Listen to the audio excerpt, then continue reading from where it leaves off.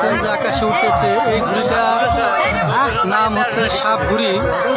ঘুড়িটা যিনি বানিয়েছেন আমি এখন তাকে একটু দেখানোর চেষ্টা করবো। আমাদের এই যে এই দাদু এই ঘুড়িটা তৈরি করেছেন, দেখি 1400 টাকা লাগবে।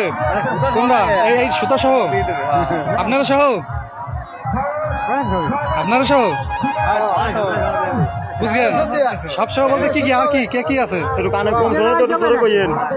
হ্যাঁ, এটা এই ঘুড়ি কি আপনি বানাইছেন? এই বয়সে যে এত সুন্দর ঘুড়ি বানাইছেন দর্শক আপনারা দেখতে পাচ্ছেন যে এই বয়সে তার আসলে যে হাসি খুশির একটু কমতি নাই।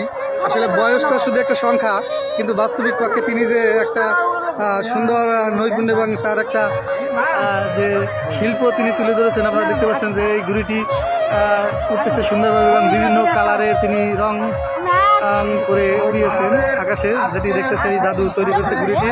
সবাইকে ধন্যবাদ।